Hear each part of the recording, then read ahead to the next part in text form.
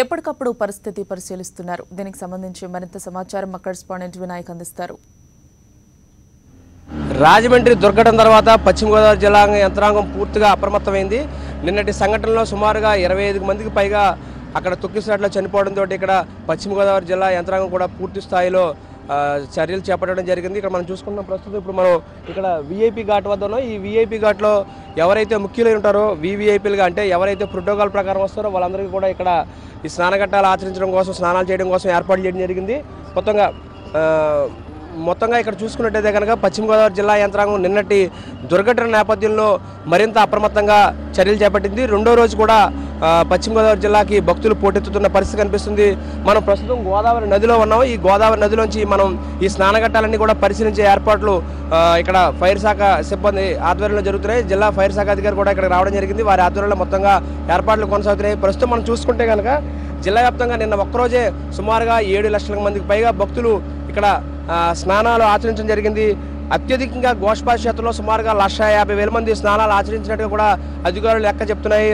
ఒక జిల్లా సాయంత్రం 6 గంటల వరకు చూసుకున్నట్టయితే కనుక 5 లక్షల అంటే సుమారుగా 6 లక్షల మంది స్నానాలు చేశారని చెప్తారు. నిన్న రాత్రి వరకు చూసుకున్నట్టయితే కనుక ఈ లెక్క మరింతగా పెరిగింది.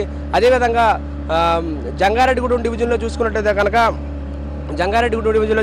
కనుక సుమారుగా 30,000 మంది స్నానాలు చేయడం జరిగింది. అదేవిధంగా నరసాపురంలో సుమారుగా 1,50,000 మంది స్నానాలు చేశారు. ఏ విధంగా అంటే నిన్నటి ఒక్కరోజే తొలి రోజే భారీ ఎత్తున ప్రజలు తరలి రావడం జరిగింది. ఇక్కడ ప్రతి ఘాట్ వద్ద కూడా ప్రత్యేకమైన ఏర్పాట్లు చేయడం జరిగింది. ఇక్కడ నిన్నటి దుర్ఘటన నేపథ్యంలో ఎక్కడా కూడా తొక్కిసలాట జరగకుండా ఉండేందుకు వచ్చిన భక్తులను వచ్చినట్టుగా స్నానఘట్ల వద్దకు పంపించి ఏర్పాట్లు చేయడం జరిగింది. భారీ ఎత్తున ప్రతి చోట కూడా స్నానఘట్టాల వద్ద ఇక్కడ ఈ విధంగా ప్రత్యేకమైన పడవలు కూడా ఏర్పాటు చేసి ఆ పడవల లోపలే స్నానాలు చేసే విధంగా అంటే కేవలం 3 అడుగులు మాత్రమే వదలడం జరిగింది. ఇప్పుడు రెండో రోజు కూడా సుమారుగా 10 లక్షల మంది వరకు భక్తులు వచ్చి స్నానాలు ఆచరిస్తారని చెప్పి భావిస్తున్నారు. ఇక్కడ ప్రస్తుతం మనతో పాటు జిల్లా ఫైర్ శాఖ అధికారి శ్రీనివాసరెడ్డి ఉన్నారు. ఆయనతో మాట్లాడి అసలు దుర్ఘటన నేపథ్యంలో రెండో రోజు తీసుకున్న జాగ్రత్తలు ఏంటి అనేది తెలుసుకునే ప్రయత్నం చేద్దాం. సార్ చెప్పండి.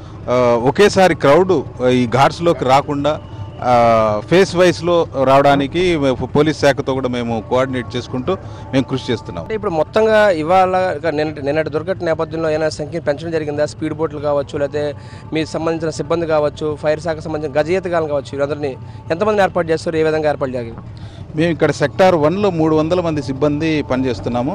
ఎటువంటి ఇబ్బంది లేకుండా, ప్రజలకు ఇబ్బంది లేకుండా ఫైర్ సర్వీస్ సిబ్బంది ఇక్కడ వాటర్ ఘాట్స్ క్లీనింగ్ ఒకటి, రెస్క్యూ ఆపరేషన్స్ ఒకటి, ఫైర్ ఫైటింగ్ ఒకటి, ఈ విధంగా 3 రకాలుగా సేవలు అందిస్తున్నాం పబ్లిక్కి.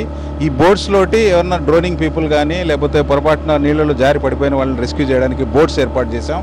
అదేవిధంగా ఘాట్స్ క్లీన్ ఎప్పటికప్పుడు మురికి పేరుకోకుండా ఘాట్స్ క్లీనింగ్ కూడా చేస్తున్నాం. పోర్టబుల్ పంప్స్ పెట్టేసి ఎప్పటికప్పుడు every 3 hours once water spray చేస్తూ ఘాట్స్ క్లీన్ చేస్తున్నాం. ఫ్రెష్ వాటర్ రావడానికి జెట్స్ తోటి లోపల వాటర్ కూడా పెట్టి మేము వర్క్ చేస్తున్నాం.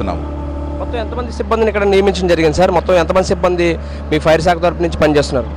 వెస్ట్ గోదావరి ఘాట్స్లోనే 300 మంది సిబ్బంది ఇక్కడ పనిచేస్తున్నారు.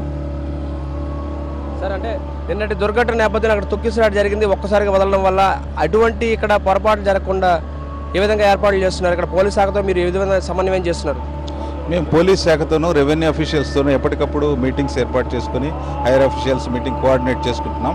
వాళ్ళు అక్కడ తీసుకున్నటువంటి నిర్ణయాలన్నింటినీ కూడా మేము కింది శాఖ సిబ్బంది వరకు మేము వాళ్ళకి ఇన్స్ట్రక్షన్స్ ఇచ్చేసి వాళ్ళతో కోఆర్డినేట్ చేసుకుంటూ ఎటువంటి దుర్ఘటన జరగకుండా మేము జాగ్రత్తలు తీసుకుంటాం.